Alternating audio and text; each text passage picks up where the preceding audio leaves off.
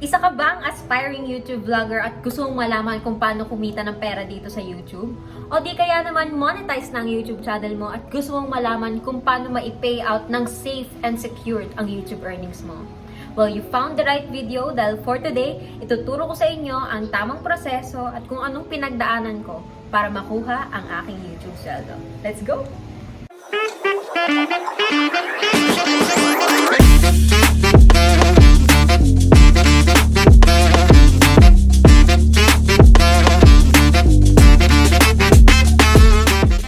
Hey there, it's Dana and welcome back to my YouTube channel. So for today's video, I'm very happy to announce na nakuha ko na ang first ever YouTube sweldo ko. So ang tanong, magkano at paano ko to nakuha? So let's start. So first things first, ano nga ba yung mga requirements ni YouTube para ma-monetize yung YouTube channel mo?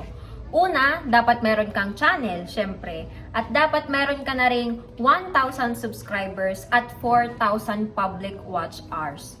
So ako, na-achieve ko yung ganong milestone sa channel ko nung meron akong YouTube video na nag-garner ng more than 100,000 views. So ang estimate ko na 4,000 public watch hours ay more than 100,000 views. Next thing na kailangan natin ay yung Google AdSense pin. After mo makagawa ng YouTube account, dapat meron ka na rin Google AdSense account. Lalo na kung na-meet mo na yung requirements ni YouTube for monetization. So, yung Google AdSense pin, kasi hindi naman si YouTube yung mismong nagpapasweldo sa atin eh. We are earning through ads or advertisements na incorporated ni Google AdSense. So, yung AdSense pin ay kailangan mo lang mag-request nun kay Google and magsesend sila sa inyo ng mail.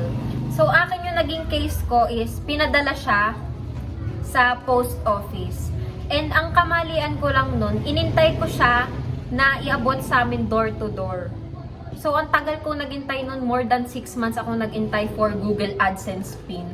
And saka ko lang na-realize na kailangan kong pumunta dun sa post office. Kasi ito palang Google AdSense pin ay naka-record siya as regular mail. So, ang daming nakatambak doon na YouTube vloggers kagaya ko na puro AdSense pin kasi hindi nga siya pinapadala door to door. Kung gusto nyong makita kung dumating na ba yung Google AdSense pin nyo, mas maganda kung pumunta na kayo sa sarili nyong post office. Then after nyong makuha yung Google AdSense pin, bubuksan nyo lang siya. Nakatago kasi akin, hindi ko na makita kung saan ko na ilagay. Yung bubuksan nyo siya, dahan-dahan lang yung pagbukas nyo kasi baka mapunit nyo yung pin. I-input nyo siya doon sa verification kineme ng Google. Basta makikita nyo lang yun sa Google AdSense dashboard nyo. So, after nyo nang ma-verify ang inyong AdSense account through the mail, ay magpa-proceed na tayo sa pag-submit ng tax information. Ako, akala ko talaga nung makuha ko na yung Google AdSense pin ko, ay tapos na, makukuha ko na yung sweldo ko, pero hindi pa pala. Kasi kailangan mo ng tax information. Nire-require to ng YouTube sa lahat ng US and non-US partners nila. Itong tax information, gagawa rin ako ng YouTube tutorial. So, abangan nyo na lang din. Check nyo na lang din dito sa YouTube channel ko. Yung tax information, kailangan nyo dito ng TIN ID. Kung wala pa kayong TIN ID, kumuha na kayo sa munisipyo nyo, sa BIR. Or kung isa ka pa namang minor and hindi mo pa talaga kayang kumuha ng TIN ID, pwede mong gamitin yung TIN ID ng magulang mo. Pero dapat yung Google AdSense account mo ay nakapangalan sa kung kanino yung TIN ID. Kasi stricto si YouTube pagdating doon. Dapat magkapangalan ni isang tao yung may-ari ng AdSense account at yung may-ari ng foreign TIN number. Ganon kasimple. So, next thing na kailangan mong gawin after mong asikasuhin yung tax information mo is yung mag-add ka na ng payment method. Yun na yung kung paano ibibigay sa'yo ni YouTube yung sweldo mo. So ako, dahil meron naman na akong bank account, ATM to be exact, ay yun na rin yung ginamit ko. Dahil una sa lahat, nakapangalan naman sa akin at syempre direct. Syempre kasi pag bank, diba, mas safe and secure tayo dito. Kasi as far as I know, hindi na available yung Western Union. So, dun sa revised rules, kumbaga, ng YouTube, kailangan talaga bank account na. And, Ang alam ko kasi sa ATM, ang remaining balance lang naman niya is around 2,000. So, maganda na rin yun. Kasi magagamit rin naman natin yung ATM for other purposes, di ba? So, ayun nga, after kong ma-monetize, makapag-submit ng AdSense PIN, makapag-submit din ng tax information, at maibigay ko kay YouTube yung bank details ko, magkano nga ba ang aking first YouTube sweldo? Ang aking first YouTube sweldo ay 1, 2, 3, 4, 5, 6,000 pesos. O, diba? Parang nanalo lang kay Kuya Will.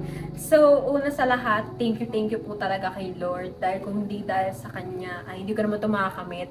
At syempre, kung hindi rin dahil sa lahat ng nanonood and sumusuporta sa YouTube channel ko, lahat ng mga friends ko na nag-share since day 1, ay hindi man ako makakaabot dito. Kaya thank you so much sa inyong lahat. So, nakuha ko to today, August 12, and talagang as in coincidence lang na sumabay siya sa anniversary ng channel ko. And ayun, I'm so happy. I'm far beyond blessed for this kind of blessings. And sana talaga mas dumami pa. And para rin makatulong din ako sa ibang tao, ganun. Kasi pangarap ko din naman yun. Hindi lang naman to for sarili purposes eh. Balak ko rin mag-help to other people para syempre ibalik yung blessings na napupunta sa akin. Hindi, totoo. Mukha lang ako nagjo-joke pero totoo talaga yun.